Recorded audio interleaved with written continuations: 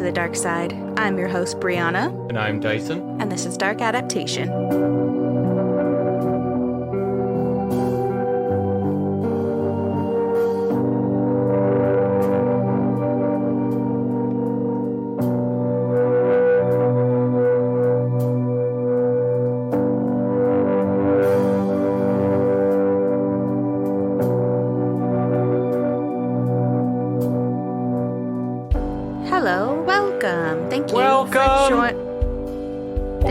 Joining us. Welcome, everyone, to episode 70. That's right. 70. Yeah. Pretty crazy. It is kind of crazy. It's a lot of fucking episodes. I know, right? It's probably actually like almost 100 episodes, right? Because we do multiple parters, but, you know, that's not how we break it down. So it's basically like topic 70. Yeah. But hopefully you had a great time listening to back-to-back episodes featuring some of our favorite people. We did episode 68, Texarkana Moonlight Murders, with two of our podcast besties, Stephen and Leo from Spoils of Horror. Cannot believe they didn't clinch episode 69. I know, right? But Paige got it. Paige swoops in for the win on that one. And that was last week. She did Hellhounds, which was really cool. Mm-hmm. And yeah, so now we're back to our regular scheduled programming. It's me and Dyson here, and I've got a true crime case. You want me to welcome them again? Why not? Welcome! Great. I thought there was more, and then you just stopped and looked you gotta constipated. You gotta leave them wanting more. Well, today's episode, welcome to it. Welcome! It was originally going to be a missing, murdered, mysterious episode focusing on one of the men that we're going to talk about. But as I kept researching, I found more and more information to the point that I brought it over to regular feed, and that it will actually be a two-parter. Yeah. Wow. So that's how much information I found. That literally went from like, let's do the shortest episode possible to let's do what is more or less the longest we do. Yeah. Except for Dyatlov Pass, which that broke you, so I was like, excuse me, how about the crimes of Dylan Millard? Oh yeah. Sorry, everyone seems to have suppressed that. No. I just remember how much Dyatlov Pass was like engrossing. That because I did that one before Dylan Millard, and 3 parts was the biggest episode we've ever done at that point. And it was just also so much information. It's really an older case and so much to sift through to get through the thick of conspiracy type stuff and get right down into the actual details. And on top of that, it's all Russian terminology and names. Yeah, that one was fun. I was actually re-listening to them because I'm still trying to figure out when I went on a spiel about Stephen eating ass. So I was re-listening to the Dyatlov Pass series and haunted by the fact that I called one guy a Pisces when he's actually an Aquarius. Oh. Like, I don't know why I did that. It's a rookie mistake. Anyway, so this 2-part series focuses on the disappearance of Terrance Williams and Felipe Santos, who are 2 men that vanished 3 months apart under eerily similar circumstances in Naples, Florida. The main similarity of their respective disappearances is the person that they were last seen with. So, to best tell this story, I'm just going to do so chronologically. There's a lot to talk about, so I think it's just best to kind of go in a timeline order. So strap in, because this is going to be a frustrating mystery, and like most mysteries, this case will leave you with many questions about what actually happened those fateful days. Get that strap on, because you're going to get frustrated.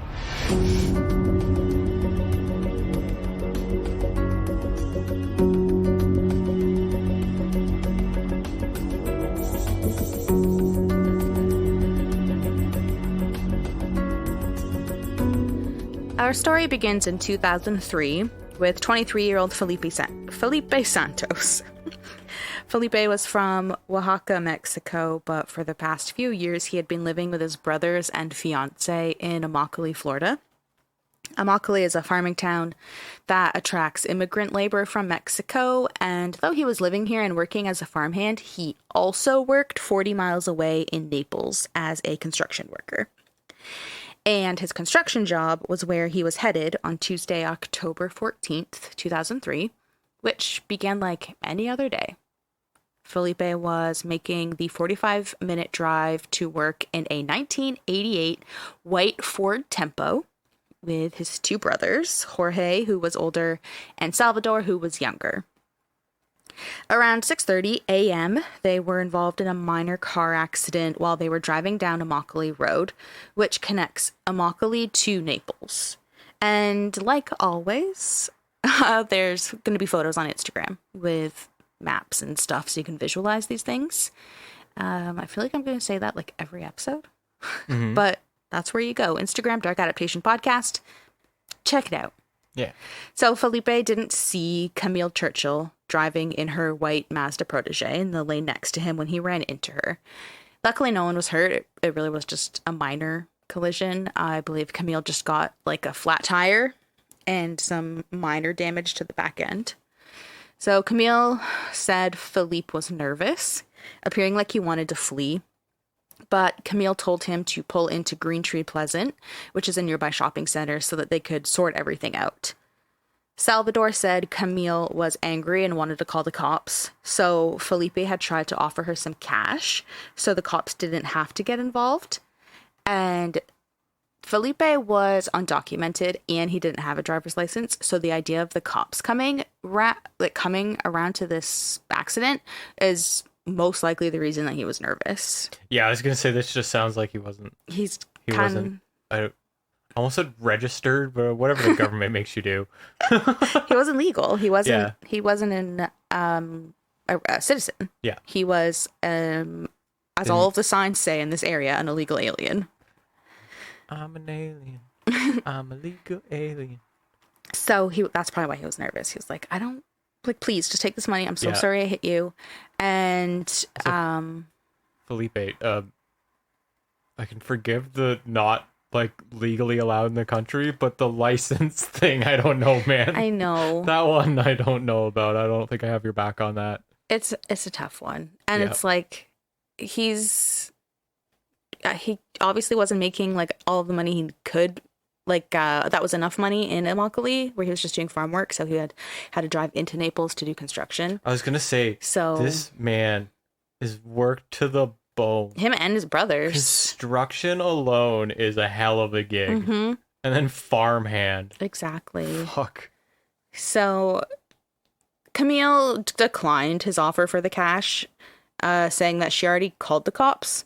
And this was mainly because she wanted a record of the accident for her insurance, because apparently she's like a fucking terrible driver and had been in multiple accidents where she was at fault. So she wanted this one documented because for once she wasn't to blame. Yeah. And in the one podcast I listened to about this case, which is so fucking good, it's called The Last Ride. Mm-hmm. It's like 10 episodes that go really in depth about this. And Camille's actually interviewed on that. She's just like, listen, I've been in so many accidents and I'm to blame. I finally was in one that wasn't my fault and I was getting that documented. What sucks though is I'm pretty sure like they pull some shit where it's like a percentage. I heard that, I don't know if this, listeners, fact check me if you know this is true. Oh my god, is Dyson always talking about something he has no idea about? Well, I heard that if there's like an accident and like you're not at fault, like the insurance will still take like an assessment and determine if like certain defensive driving should have stopped that, and like create like a percentage that like they assess and go like, okay, well, we're still raising it because like there was like 20% at fault here. Well, she's just driving in one lane and he just like changed lanes and plowed into her. So yeah, okay, all right. So Sheriff's Deputy Steve Calkins was the officer who responded to the scene. He is a 16-year veteran officer with mostly positive evaluations and accolades and positive feedback from the public. So, all right. He was seen as like a decent officer, you know? Yeah, hey, there we go. Oh. Camille stated Calkins was agitated about Felipe's lack of documentation, and Camille said that Calkins kept saying something along the lines of like, I'm tired of this shit. And he was referring to pulling people over who didn't have licenses. Okay. So Salvador, who's one of Felipe's brothers, recalled that Calkins was really angry, especially with Felipe. And then on top of the already tense dealings here, you have an accident. It's the fucking early morning in the morning. Yep. There's also a language barrier. So it probably was not helping the situation. Because, so it's frustrated. So he's now frustrated on top of angry. Exactly. So like Felipe and his brothers, they're Spanish speaking. Yeah. And their English, my understanding is they can understand it well. They have a hard time speaking it. So they're trying their best to communicate. And the situation is obviously just tense. Yeah. So Calkins then asked Camille and Felipe to get in his patrol car so they could go do a reenactment of the accident, because they had moved over to Green Tree Shopping Center, whatever it was called, Green Tree Pleasant or some shit. So they weren't actually at the scene of the accident. But this is something that strikes everyone as strange, because it's not a standard police procedure. Come show me what you did. Yeah. Yeah, that is weird. So the public, other officers that heard that this is, like, eventually heard that this is what he asked them to do, were like, that's really weird. That is not a police procedure. Yeah. Ultimately, Calkins cited Philippe for reckless driving and driving without a license or insurance. It's significant because Felipe is undocumented and he doesn't even have a license, or it's a lapsed license. I'm not sure which one, but either way, nothing valid. And he says that he just cites him, which is pretty wild to me. Those are two grounds for at least taking someone into custody. But yeah, he says he cited him. So after the reenactment, Calkins drove Camille and Philippe back to Green Tree Pleasant Shopping Center, that is what it is, where their cars had been. So Camille left with her supervisor, who was there to pick her up since her car had that flat tire. And Felipe was still in the back of the patrol car. So he's just sitting there, and Calkins gets in, and Jorge and Salvador watched as Calkins drove away with their brother in the backseat still. And this was the last time that Felipe was ever seen. What? Yeah. With a cop? Yeah. Ooh. Yeah. So, wait a minute. I definitely spell. I was like, I could see you're going for Wayne's World again. Do you think we could get like just a track record of how many times we can reference Wayne's World? Because I feel like we keep doing it. Oh, I know. We are big fans of that. So. Of course. Yeah. I love Wayne's World. I love it, man. Yeah. Party on. Okay, so after the reenactment. Oh, nope, I already said that. A foreman from the job site the brothers were working at picked up Jorge and Salvador, because remember, they were on their way to work. So they're telling their boss, like, yo, the weirdest thing just happened. It was really fucking scary. We're all horrified we're going to get deported. But this fucking cop took Felipe, and we don't know where he is. He took him with him. And so the boss hears about this, about him being taken from the scene. So he contacts the county jail, assuming that Calkins had arrested Felipe, so he was going to call to post Felipe's bail. But he learned when he called that Felipe was never booked. And there's also another version that states that it was actually Jorge that went to the jail to bail Felipe out and learned that he was never booked. But either way, it's learned that no one knows where Felipe is. He's last seen in the cop car and then never made it to the precinct? Or jail or whatever. It was the it's Collier County Sheriff's Department, so it's like one of the sheriff's offices, I guess. I don't know. But he never makes it there. No one knows where he is. And then Felipe didn't return home that night, and his family was worried. They knew that he wasn't at the jail because they called to bail him out, and everyone who they talked to was like, who? Like, that guy's never booked here. I have no idea who you're talking about. I'm getting mad Calgary RCMP vibes. Okay, well, yeah, that is something that people talk about. Not so much as like, what was those called? Like Starlight Tours or whatever? Yeah, Starlight Tours. Yeah. I was going to say Snow Ride or some dumb shit, but that's it's Starlight Tours. They do them in Calgary because it's, or just Alberta because it's cold. Do it in Australia because of the outback. Here in Florida, apparently they do it because of the Everglades. So the Everglades are all of those are terrible. I was going in my head. I'm like, well, Australia, and I'm like, no, Australia wildlife will fuck you up. The Everglades are full of like alligators and and then snakes I was like, and shit. And then I was like, it's Florida. And then in Canada, if someone does that in Alberta, you'll freezing just die. to death. You just die. So, you're not wrong to get those vibes. That is certainly something that we'll talk about later, or as we just did. I take back my. All right. That's why I was like looking at you. You gave me such a face. I'm like trying to stop you from continuing, so I just shook my head, disgusted. Like, no, just you stop right now. Yeah. So yes, his brothers and his family know that he's not at the jail. They even called hospitals. He wasn't there. He wasn't with any of his friends. He wasn't at any of his many job sites. He was nowhere. Felipe was missing and no one had any idea where he had gone. He just seemingly vanished off the face of the earth.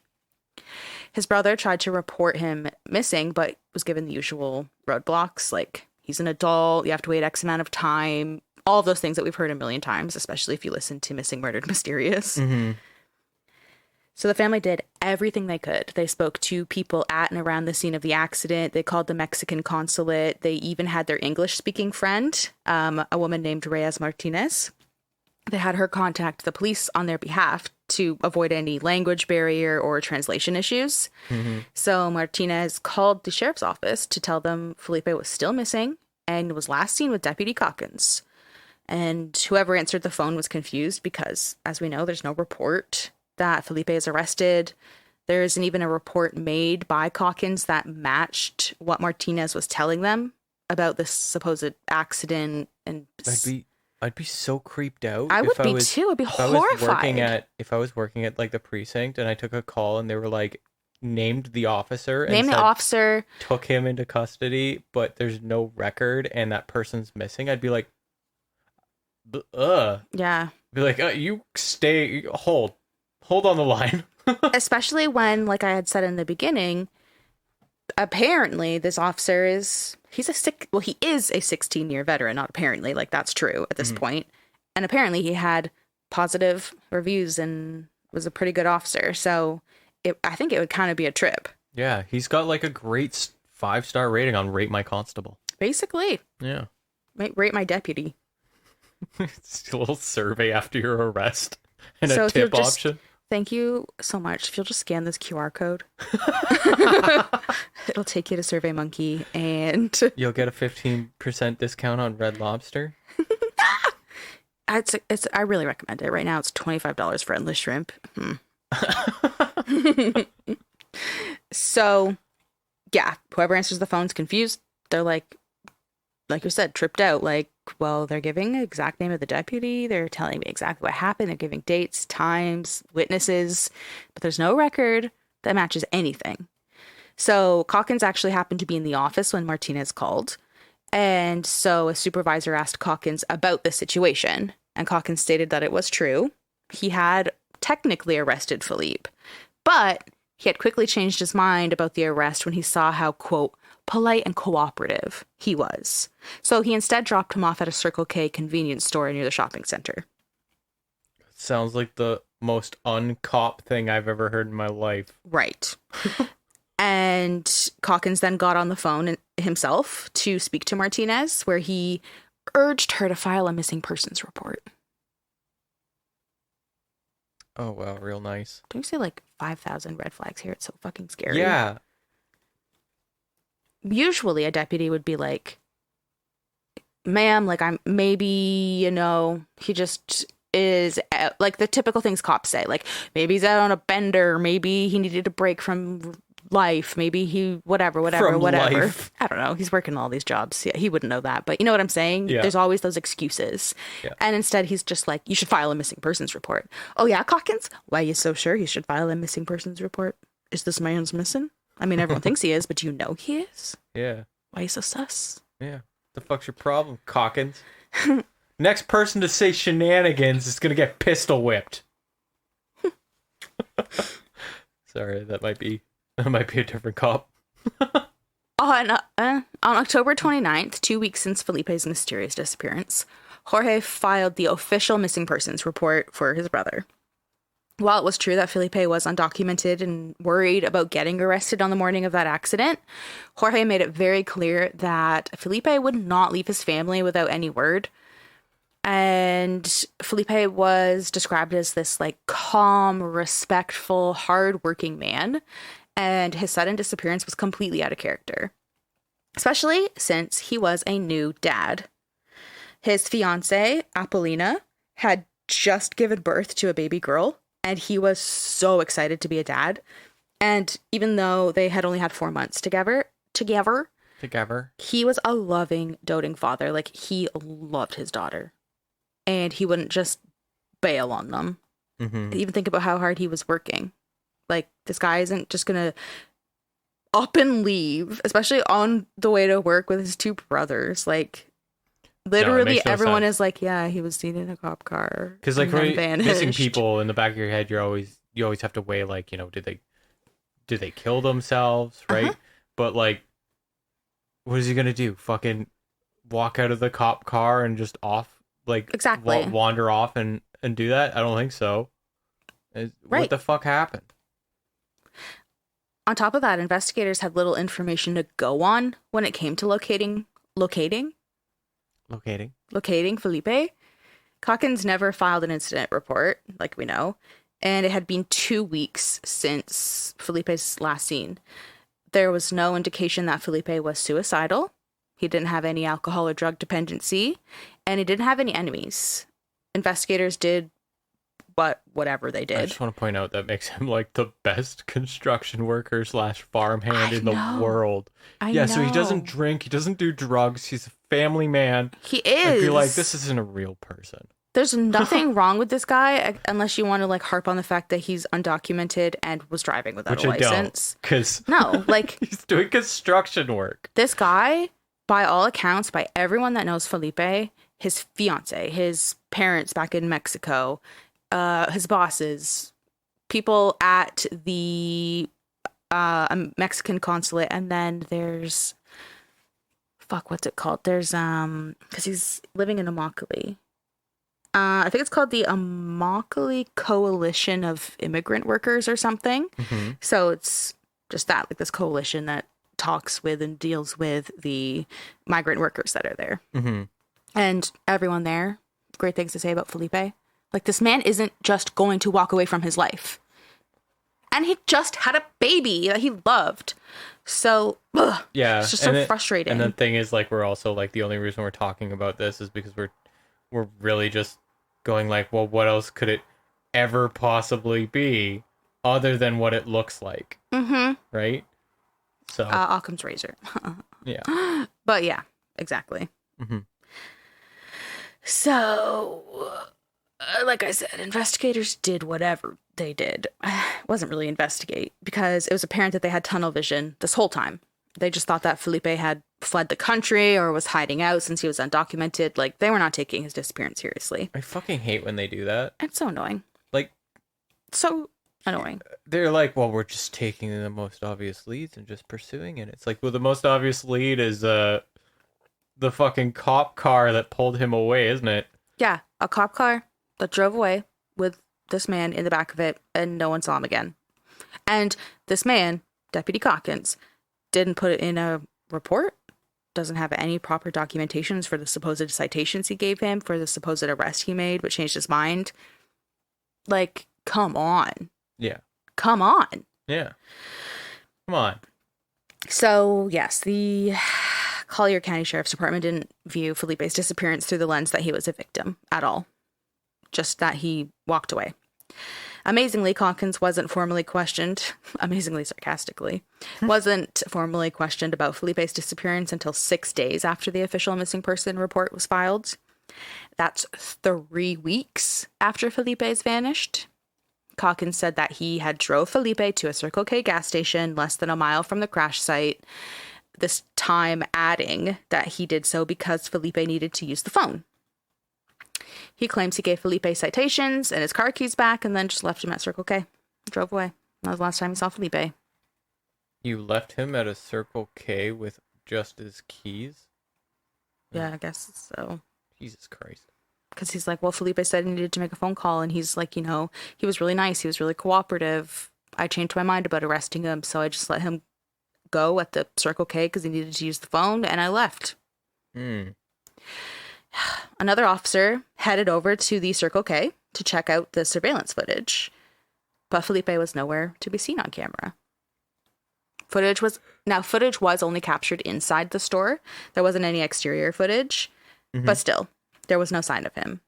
There's also no record that Felipe made a phone call from Circle K to get a cab or to tell his family what happened, to check in at a job site he was supposed to be working at. Nothing. There's no call that comes from that Circle K. Yeah. And what year is this again? 2003.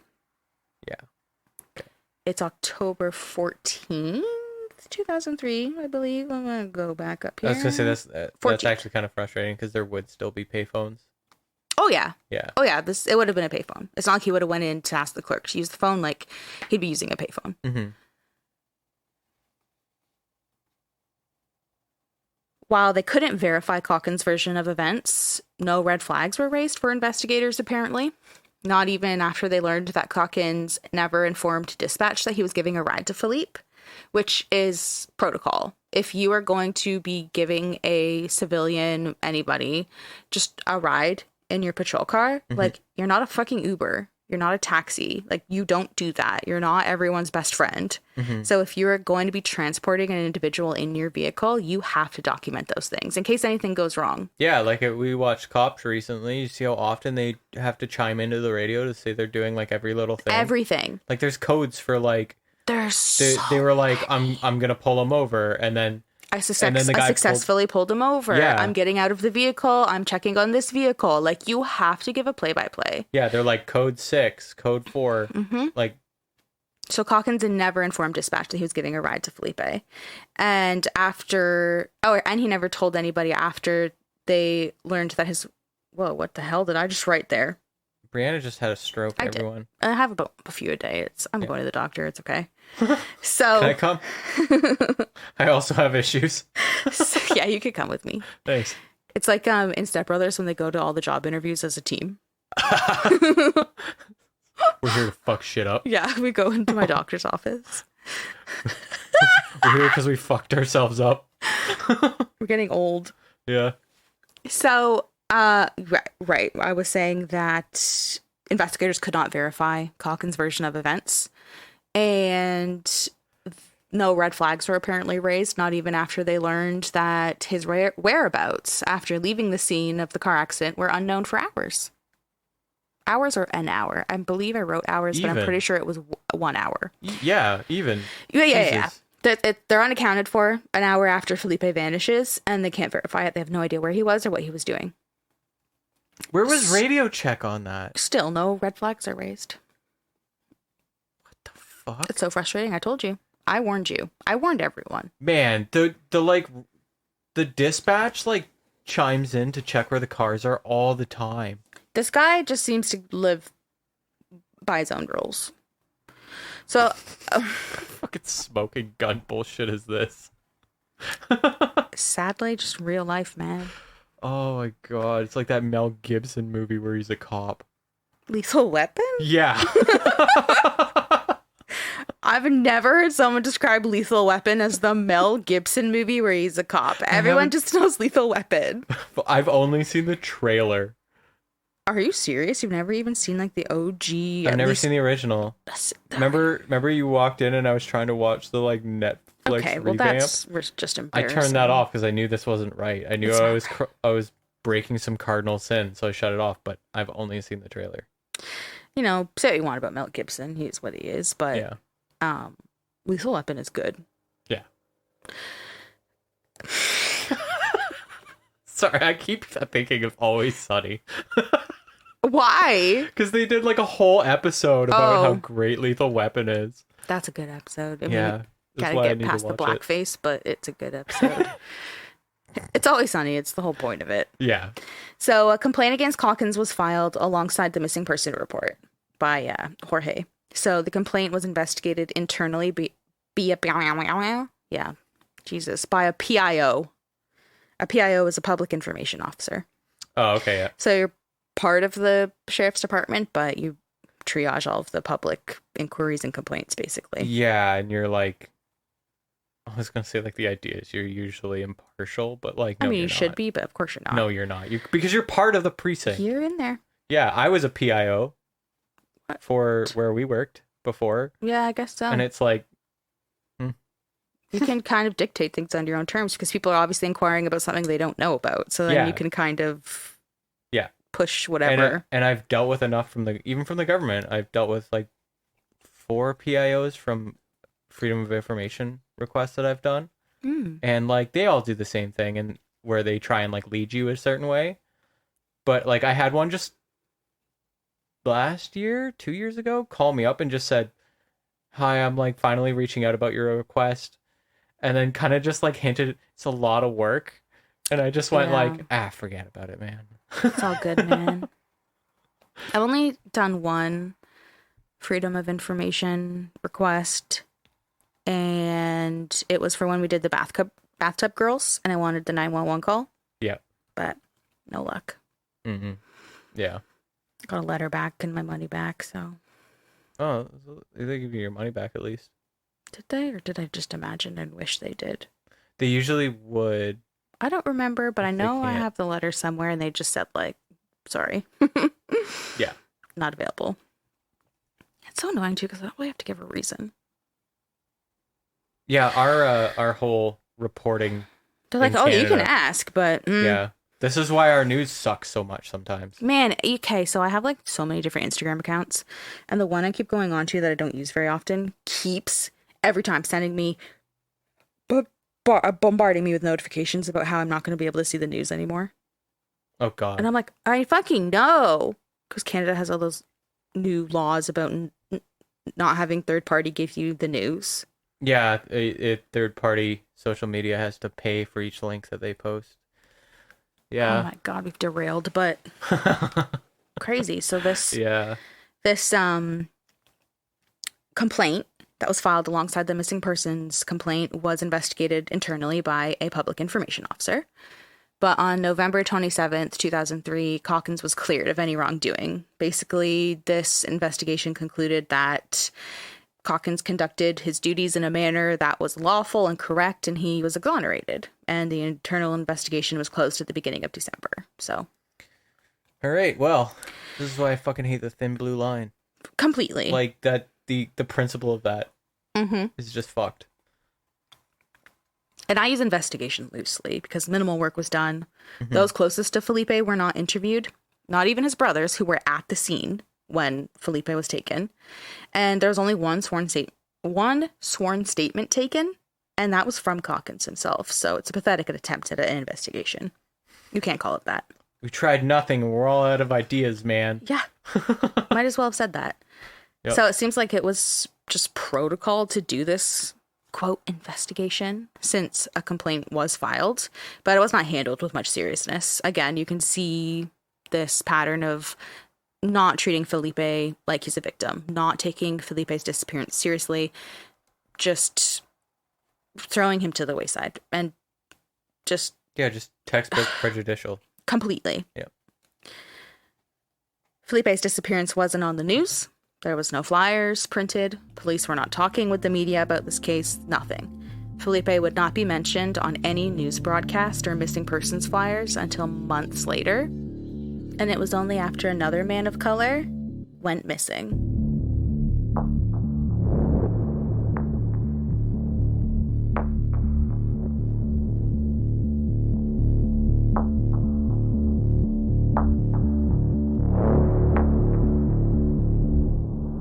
Terrance Williams was born on January 17th, 1976, in Chattanooga, Tennessee, where he lived for most of his life.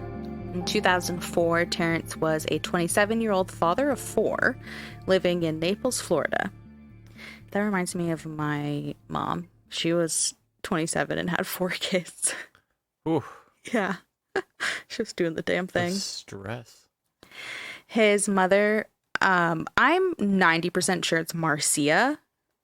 I see some news broadcasts and they say Marcia, but I'm pretty sure it's Marcia. Yeah, okay. So his mother, Marcia, had moved to Naples, Florida in 2001, and he followed so that he could be near her. They were very close. Terrance was Marcia's only child. She had him when she was only 17. And as she describes, they basically grew up together. And because of this, they had a very strong bond, a great relationship, and they saw each other and spoke often. Marcia actually drove Terrance to work. He worked on and off in construction, but in January 2004, he was working as a cook at Pizza Hut as well. So she was driving him around to work. She also drove him around for errands, stuff like that, because he didn't drive. Mm-hmm. Back in Chattanooga, Terrance had been cited for driving under the influence, so his driver's license had been revoked. Regardless of that fact, he had just bought a 1983 white Cadillac, which was not registered, and his family was not happy about that. Yeah. His mom and his stepdad specifically were on his case about it. They did not want him driving it. He couldn't drive it legally, and it wasn't registered or insured, so they were, like, on his case about it. They're like, do not fucking get in that car until you get your shit straightened out. You cannot get in that car blaring Pearl Cadillac until you get your goddamn license back. That rhymed. On the evening of Sunday, January 11th, 2004, Terrance asked his roommate, Jason Gonzalez, if he could give him a ride. Solid name. Jason Gonzalez. Yeah. It's a good one. He asked if Jason could give him a ride to a coworker's apartment to attend a party. And he also invited Jason to tag along since he hadn't been out with his new Pizza Hut coworkers before. And because he and Jason went out together all of the time, it was like their thing. They were roommates, but they were also really good friends. Mm-hmm. And Jason talks about how they were two peas in a pod because Terrance was super introverted and Jason was really extroverted. So they kind of fed off of each other to strike a perfect balance. Mm-hmm. So, yeah, Terrance invited Jason, but Jason declined because he had his kids over. And in the one documentary I watched, Jason was just like, if I got my kids, that's it. I have my kids. I'm not doing anything with anyone. I'm staying with my kids. Mm-hmm. So he was like, I'm not going, man. Like, have fun on your own. So Terrance had no luck finding a ride to this party. So he decided to drive his Cadillac, despite having no license or registration for his car, and despite people being on his case about not doing exactly what he was about to do. But I don't know if it was just stupid. It was a stupid fucking... It was just a stupid decision. He obviously really wanted to go to this party. He hadn't been at Pizza Hut very long. He probably wanted to fit in with his coworkers and stuff, but he should have taken a cab or something. But yeah, literally anything else. He did drive that Cadillac. So he did get to the party without incident. And people at the party said that Terrance was fine. You know, he's acting normal. They said he drank some rum from a tumbler and all seemed well. He left around 6 a.m. on January 12th on his own in his Cadillac. Now, 6 a.m. seems like super late or early, I guess, however you look at it. But most of the people had been there all night partying and started departing one by one in those early morning hours. So it wasn't really weird. No, I think everyone's kind of been at the parties where it's like, that's when you leave. Yeah. The sun starts coming up and everyone is like awkwardly standing around. Yeah, if you weren't one of the people to pass out, then you're probably just going to be like, well, guess I'll let out now. And then everyone's just stoked to sleep in their own bed. Always. Like, yeah. So even though the homeowner and others attending the party saw Terrance leave, he never returned home. And this didn't worry Jason, the roommate, too much at first. Jason said he and Terrance had a rule where Terrance had basically said, you know, if you don't hear from me for a day or two, that's normal. I'm off doing my own thing, whatever. But if it's been 3 days and I do not reach out to you in any capacity, something's wrong. Which I think is actually really good, in general, rule to have. Like, whether this is the rule exactly or if it's just rules you set for your roommates and those close to you to kind of look out for. I love that idea. So, meanwhile, Marcia, Terrance's mother, was getting a bit worried because she spoke to her son pretty much every day. And the fact that she wasn't getting any calls from him or him returning her calls, it was becoming concerning. So after 3 days passed and no one had heard from Terrance, Jason contacted Marcia to see if he was with her or if she had heard from him because it's 3 days now. It's the rule. I haven't heard from you maybe something's wrong. Marcia said he was not with her and she hadn't talked to him. So, time to worry. Mm-hmm. Marcia called the Collier County Sheriff's Office to file a missing persons report. And you already know what I'm going to say. Yep. There was resistance. Yep. Same old song and dance. Yep. Well, I gotta wait a little longer, and he's an adult, and he's probably just out having fun, partying, and, you should just give it some time. Yep. Exactly verbatim. Much like Felipe, Terrance didn't have a history of disappearing, of suicidal ideations, mental health troubles, nothing. He would never take off without telling someone, especially Marcia, who, as we all know, they were incredibly close. Plus, Terrance had plans for the near future. For example, just days before he went missing, he was getting paperwork in order to open up a barber shop, something he always dreamed of doing. He also had those 4 children that he was working on getting custody of, so all signs show that Terrance was trying to better himself and make a stable life. He was making plans for the future, which goes against somebody taking their own life. Yeah. For the most part. Obviously, there's exceptions, but sadly, just like Felipe's case, investigators did not treat Terrance as a victim. They assumed that he had fled or that he was hiding, basically that he was missing of his own volition. The cops just think everybody flees, huh? Yeah, so I think in Felipe's case, it was mostly because he was undocumented. Yeah. And in Terrance's case, it seems to stem from the fact that Terrance either currently or previously had a warrant for his arrest for, I believe, unpaid child support. So the police were like, he's hiding to avoid that, which everyone around him was like, that's absolutely ridiculous. It's stupid. So I think that's sort of the main thing that they were leaning on. Like, well, I mean, there is or was a warrant, so he's probably just, like, in hiding. Yeah. At Marcia's insistence, a missing persons report was reluctantly taken. And you shouldn't have to fucking insist. What does it matter if you have a missing persons report filed and the person may have fled? That should just be an answer to the missing persons report, like when they find them. I know. It shouldn't be like a barrier to filing one. It's just because they don't want to do the paperwork. They don't want to have to investigate or have a responsibility. Sounds like they don't want a fucking job. Right. That's what it sounds like. Yeah. It does sound like that. It's like you ask them to write a fucking 10-page essay or some shit, the way they fucking try and dodge this shit. It's just a paper form, like, goddamn. Just take the fucking report. Yeah. Just take the fucking report. Yeah. You know, the family isn't just gonna wipe their hands and be like, great, they took the report. Like, these families care about their loved one. They're gonna also be doing shit on their end too. So like, take the fucking report. Yeah, and who knows, you know what? Like, maybe if you take the goddamn report and you were right and you can close the report, you got a successful conclusion to the report, which I know you guys have quotas for, so fucking do it. It's just Jesus. Frustrating. Yeah. I don't even know what to say. It's just frustrating. Everything is so fucking frustrating.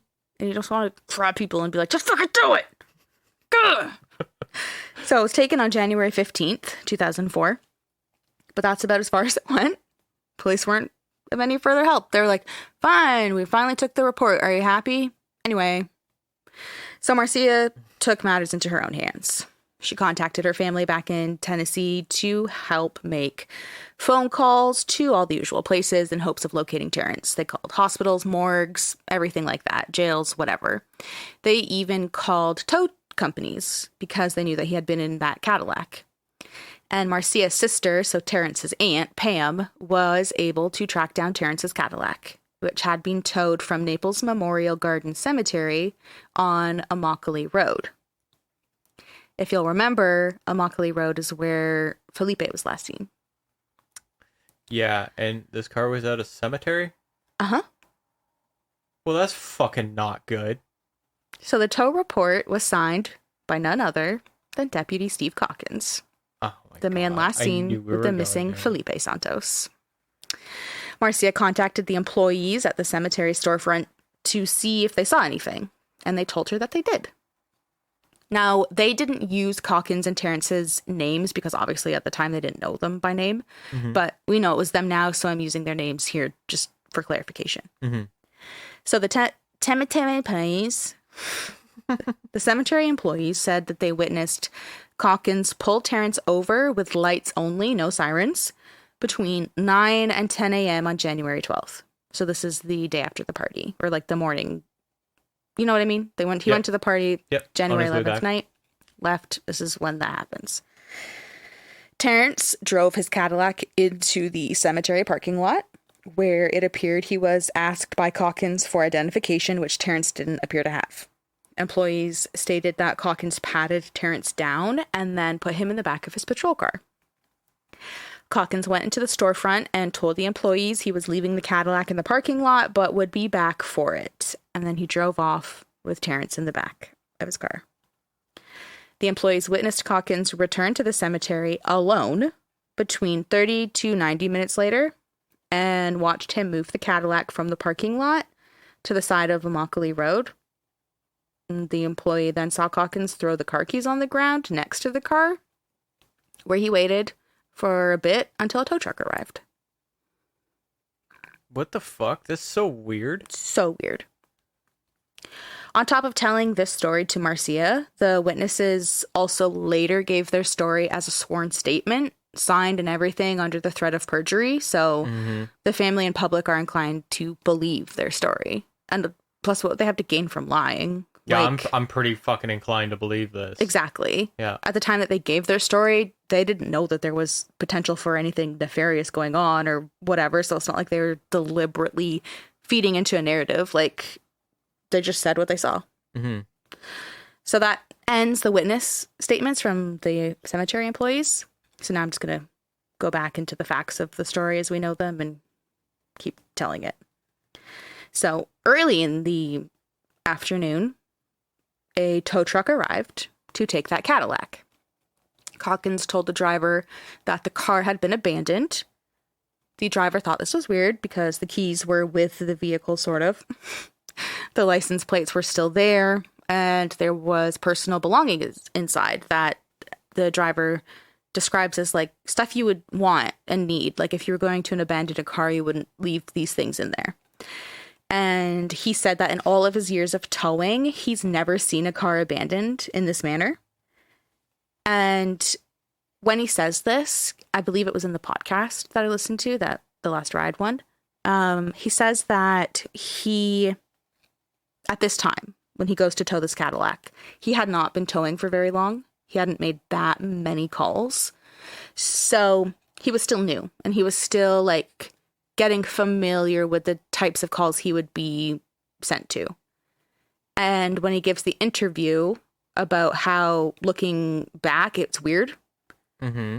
It's because he had worked for so long. So he had experience in seeing all kinds of abandoned vehicles and what that typically looks like. So it's more of like looking back. He looks back on this car and he's like, this is not a typical situation of a car that's abandoned. That's the most upsetting situation. Yeah. So he like is talking about how if he only had that expertise behind him, he might have maybe handled it a little bit differently. Might have looked at the keys on the ground and said, they're not even dusty, man. What's going on here? Yeah. Like he probably would have asked different questions, had that, like I said, expertise to kind of lean on to pick apart the scene a bit more. But he was so new at it that it was just a call. And plus, like when you're called and you're brand new at towing and it's like a cop, you're kind of like, don't embarrass yourself in front of the cop. They deal with these all the time. But you can hear in his voice later as he's talking about it, like in a retrospective manner, like, fuck, like it was so abnormal. Mm-hmm. So I just thought that was interesting. So following the witness statements from the cemetery employees and seeing that Calkins' name was on the tow papers, Terrance's family contacted the sheriff's department for more information. They were trying to get answers as to what happened to Terrance.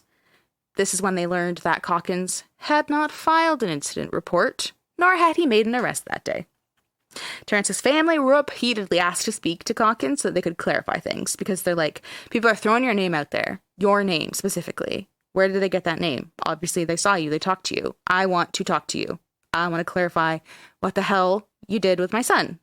Where's my son? After one call from Pam, so that's the aunt and Marcia's sister, dispatch finally reached out to Calkins about the family wanting to speak to him. And I just have a little clip here that we'll play. you have a car from Vanderbilt and 111th Monday, a Cadillac? Do you remember it? No. Do you remember? She said it was near the cemetery. Cemetery. Hey, the people at the cemetery are telling her you put somebody in the back of your vehicle and arrested them, and I don't show you arresting anybody. I never arrested nobody. So, oh my god, just the way that he's like Napoleon Dynamite sighing. I know. No. So the clip goes on like that. Dispatch asking questions. Calkins claiming to have no memory or of making an arrest or having any cars towed that day. He's just acting totally oblivious. Oblivious to the whole situation. Yeah. He was slow to answer her questions. He kept saying that, like shit like that, like, I don't know, or like, I don't know, or I don't know. There was a couple times where he would just keep saying, I'll have to check my notes, which is really weird. That's just the stall tactic. Yeah. So he never spoke to the family, whereas that first time with Felipe's disappearance, he was in the office, so he just spoke to Martinez. But this time around, even though Marcia mainly is like, I want to speak to him, I need to speak to him, he never did. He never spoke to the family at all. Instead, that dispatcher that we just heard called Pam back after this call and said Calkins didn't take a report for the event in question. There's no records that match Terrance being arrested on Immokalee Road that day. And basically, you're wrong. So get your facts straight from whoever's telling you Terrance was arrested at the cemetery by Calkins, because he wasn't. And this is so frustrating because, like, just because there is no record that an arrest happened or whatever, it doesn't mean it didn't happen.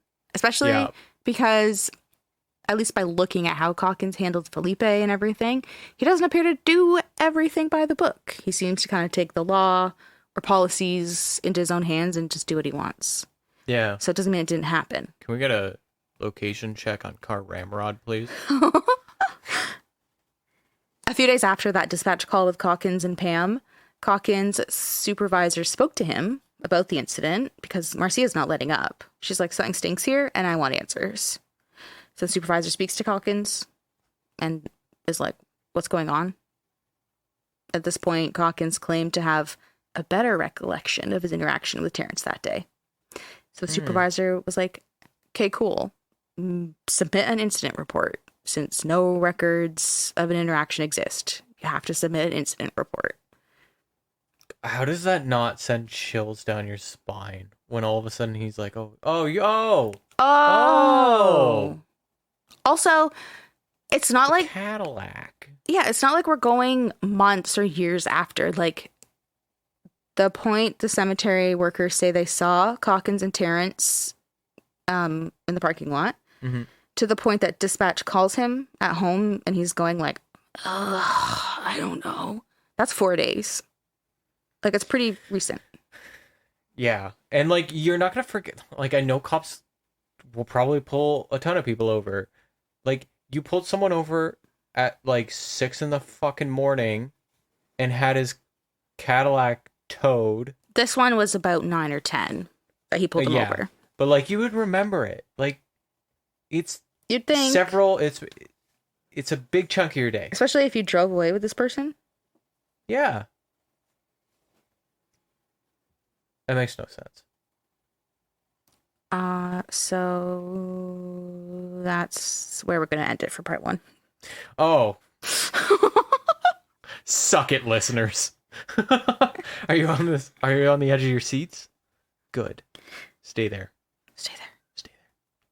Next week, I'll tell you about Calkins' recovered memory of dealing with Terrance. Some inconsistencies.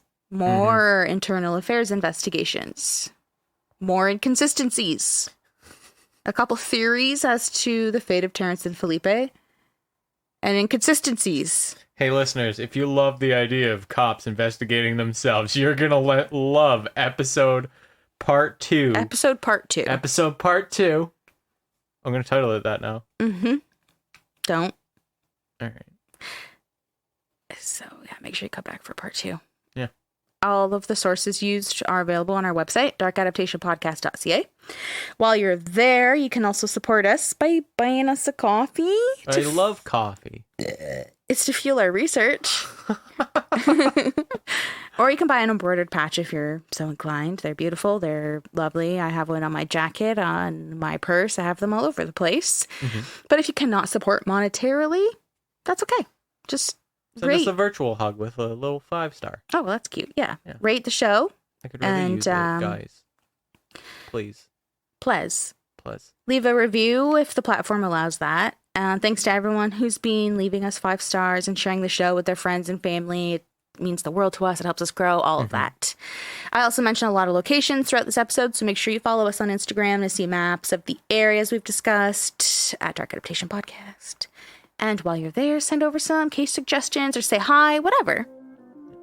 Thank you for tuning in, and we'll catch you on the dark side for part 2. Part 2, episode 2. Episode part 2. Episode part 2. And goodbye. Bye-bye.